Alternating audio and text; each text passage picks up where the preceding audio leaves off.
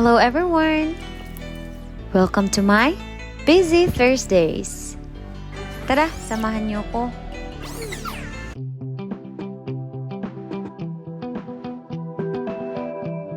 Dahil alam niyo na ang aking morning routine, diretso na tayo sa paghatid ko kay Takayuki. After that, dito na ako sa McDonald's. Meron akong break time ngayon kaya ayan ang aking baon. 30 minutes lang pala ang break time ko. Kain tayo! Itong baon ko pala, parang pang merienda ko lang to. 11 kasi ang break time ko. At 2 naman ang out ko. Pero pagkatapos ko niyan mamaya, pagdating ko sa bahay, of course, kakain na naman ako. Bago ko ihatid sa Takayuki sa gymnastics class niya. Maulan-ulan pa lang ngayon dito. Hindi na talaga mapigilan ang pagdating ng winter. At yung feeling na pagkatapos mo ng trabaho, medyo makulimlim na siya. Kingkas di tayo na. Demo ima. Ayan, nasundo ko na si Takayuki. Kinuwento niya na naman kung ano ang nangyari doon sa loob ng Hoikuen.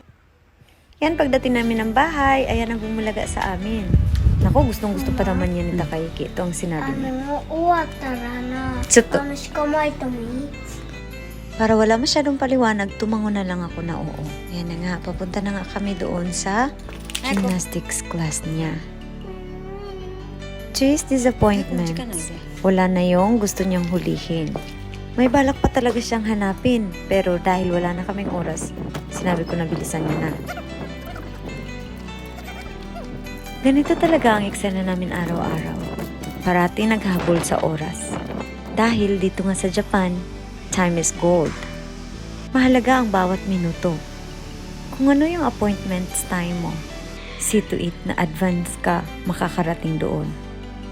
Example ko na lang itong gymnastics class ni Takayuki.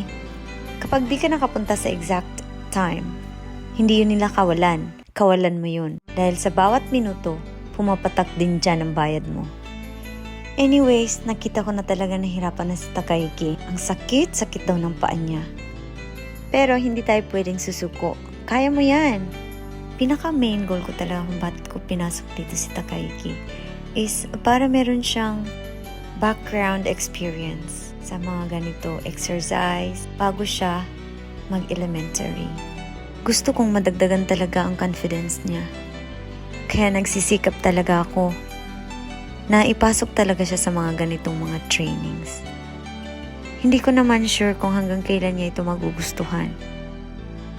Dahil may kanya-kanya namang kagustuhan ng tao. Pero hanggat hindi pa niya alam kung anong gusto niya, hindi naman masama kung itatry ko rin ito para sa kanya.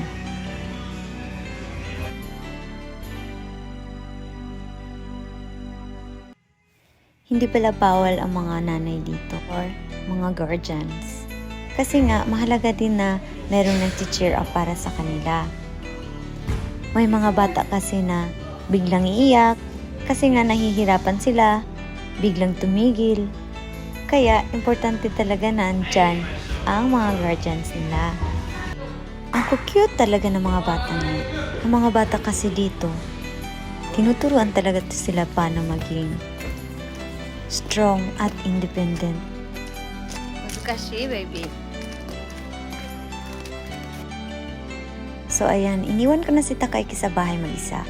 Dahil after ng gymnastics class niya, meron lang akong 15 minutes para makapag-drive papunta sa trabaho ko.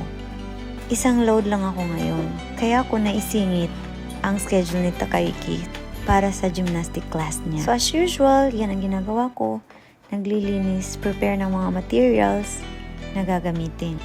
So ayan, nang dumating ng mga bata, meron pa silang konting oras kaya hinayaan ko mo sila mag-bonding. October? It's October. After nun, tumawag si Takayuki. So, see you!